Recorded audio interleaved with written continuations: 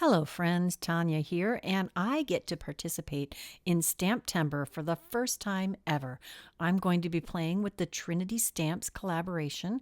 It is called Sledding Gnomes, and it is freaking adorable. If you have loved the gnomes from Trinity Stamps for any amount of time, you're going to love this stamp set. Now, it is a limited supply item. It is only available while supplies last. So if you want this, please stop this video, pop over to Simon Says Stamp and order yours now. There is a Simply Stamps version and a stamp and die. I just got the stamps, and you wonder how I got these cut. Well, I have a brother scan and cut. So I stamped them and then cut them and taped them back into the piece of cardstock that I was going to use to color. That way I had an easy way to hold on to them and color them quickly. I am using 2 to 3 color blends on these figures. They are not the biggest, so you can get away with even just 2 if you wanted. I'm using alcohol markers. There are several brands out on the market now, and you use whatever you have in your stash. I happen to have Copics, and I am listing the colors that I used in the corner, and I sped this up about 4 times. This is absolutely not how fast I color.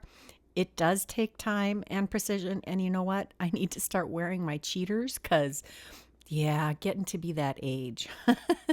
But I did this without cheaters, so it was a little extra eye strain, but I made it work. I wanted to go with slightly not Christmas themed colors. I wanted to be able to use these images for more than just a Christmas or holiday card. This is going to focus more on the snow and the sledding and the fun.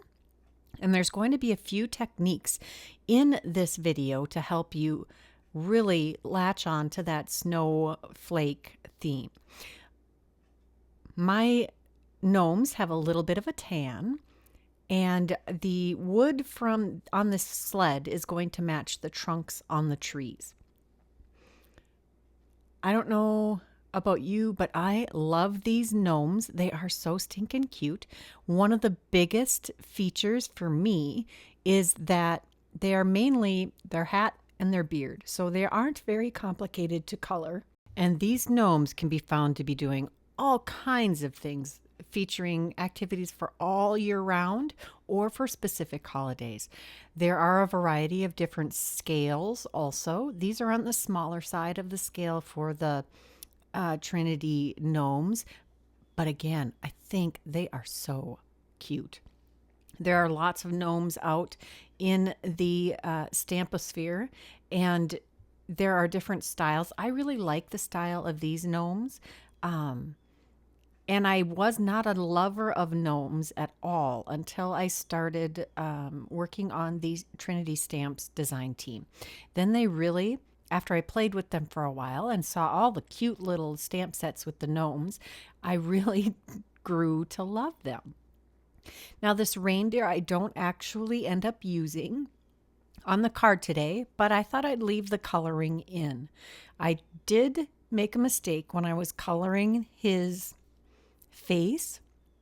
I started with the E13, or was that E11?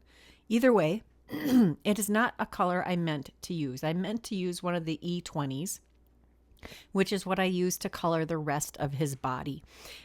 Again, I listed those colors on the screen, and I will discover partway or later, much later, that I forget to color his collar with the bells and his chest and belly. I do end up doing that off screen when I finally figure it out. I almost forgot to do his ears here. And I did not put any little pink filling in his ears. It was just too tiny. His hooves are going to make a nice dark brown. I color the rest of the trees off screen, and then I want to use some white puff embossing powder to add some snow to the trees and some puffy texture to the pom-poms on the gnomes' hats and on the brim of the reindeer's hat. I'm using this clear lacquer pen from Hero Arts. I'm sure that this puff embossing powder came in a Hero Arts monthly kit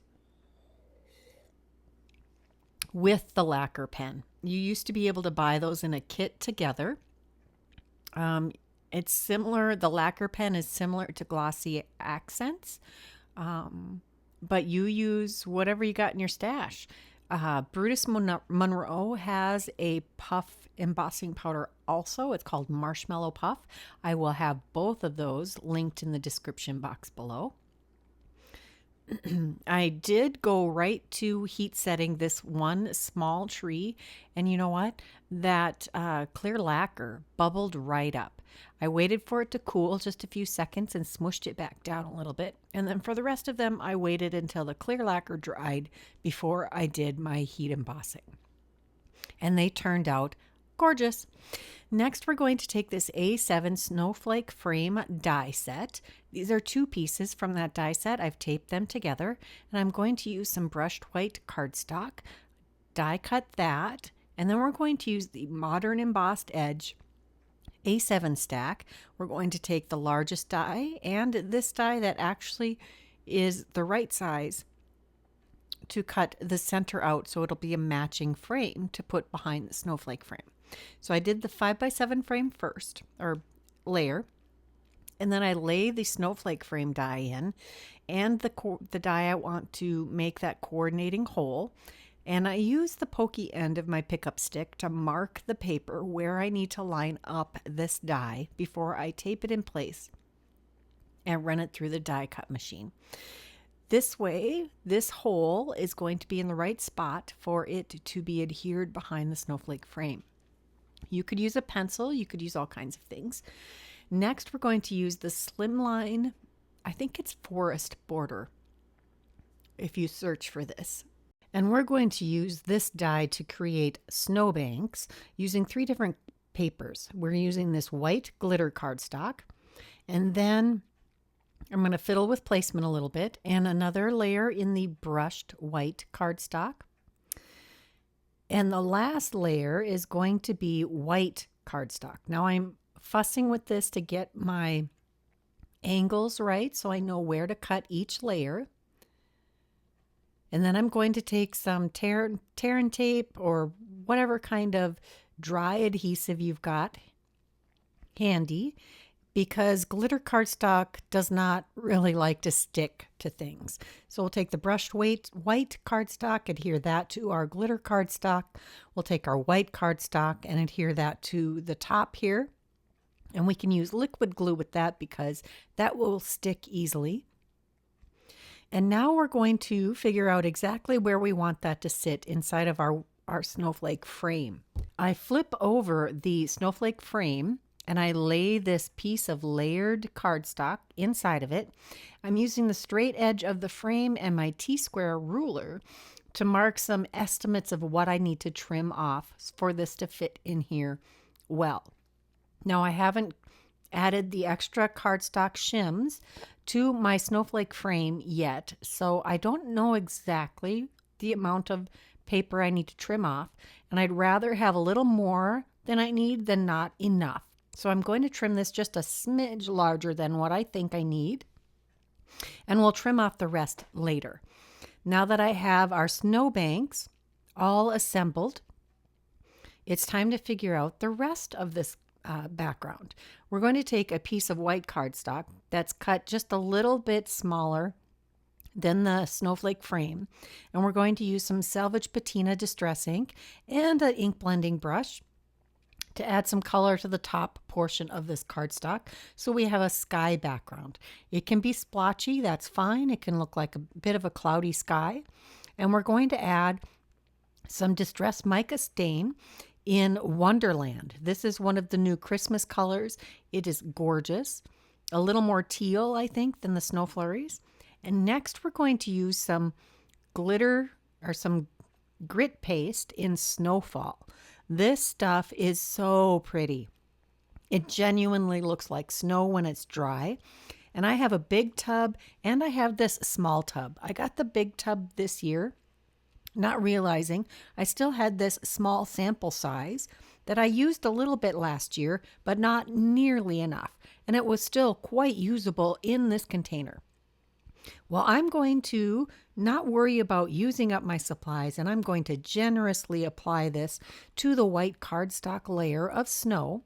And this will be our, let's see, this is the third way I'm using snow on this card. We've got the snowflake frame. We've got the white puff snowflake or white puff embossing powder. And now we're using some Snowfall grit paste on the cardstock. Well, and then we also used, so that would be the fourth. We're using these snow bank drifts in 3 different kinds of paper. Now, one of the ways that I preserve my paste is I use some press and seal over the jar, and I have just started making sure that it's in contact with the paste that I'm trying to preserve before I seal it up. So I've pushed all of that paste back down into the jar, and I'll push the press and seal down into the jar over the material that I want to seal and push it up against the sides of the jar and then seal it up. I'm using my pickup stick here to get any of the paste off of the brushed white. And now I'm going to use the dies that come in the set to cut out a bunch of snowflakes. We're going to take one of the sentiments from the stamp set, stamp it with VersaFine Clair Nocturne ink, use some clear embossing powder, and then use the smallest die in the Modern Embossed A7 layers set to use some partial die cutting to cut this out. There is, like I said, you can get this set with coordinating dies that will, I believe it will cut out all of the words or the sentiments, because that has historically been how Trinity Stamps does this. But this works also. So if you end up getting the stamp set without coordinating dies, it's completely doable to either fussy cut those yourself or use some dies, generic dies, to die cut them. Now, when I did my Brother Scan and Cut, I cut the image, plus I cut some blank cardstock with the same tracing, so I can layer those up a little bit. Now I trimmed down the snowbanks so they fit in the well that's created by the extra cardstock shims I put on the back of our snowflake frame after I glued it all together. I used some tape to hold the snowbanks in place while I adhered the blue sky panel behind all of that. And now I'm going to glue it to the front of a landscape or top folding 5x7 card base. Just going to tack this one little branch of a snowflake down because it wanted to pop up. And now we're going to start placing our colored and cut out pieces from this stamp set. I've got 3 different trees. They're in 3 different sizes. I could have made more trees of any particular size if I wanted and made these clusters a little bigger. But I think you're going to find that the layout of this scene is actually better with just 3 trees. We don't want to take away from the snow feel of this. Kind of have a triangle effect going with our trees here, and our gnomes are having a blast flying down this snow hill. I have our main sentiment on the front here, and full confession, the Snowfall grit paste was not completely dry when I started this. It did take overnight for them to dry completely, or for it to dry completely, but I was able to glue some elements down on it when it was mostly dry. I'm adhering these snowflakes over the top of the frame. And I ended up having 7 snowflakes on the front. And then we're going to take these gorgeous rainbow glitter enamel dots. I've had these in my stash from Trinity Stamps since, I think, July. Can't wait to use them. This is actually the first time I used them. I don't know what took me so long. But we're going to use these 7 different colors of enamel dots to add a rainbow of glittery dots to each of the extra snowflakes that I added to the front of this card. There are 4 different sizes of glitter enamel dots on this sheet, and there are lots of enamel dots on these sheets. They are gorgeous. So if you're looking for a fun enamel dot rainbow set, Trinity Stamps has you covered. Now, remember, I am going to have all of the products that I've used today listed and linked below.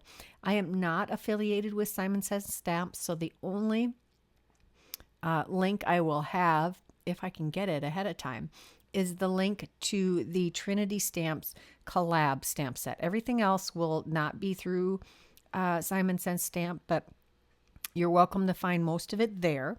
Otherwise, I'll have it linked for the Trinity store and wherever else I can find it that I have affiliate links to.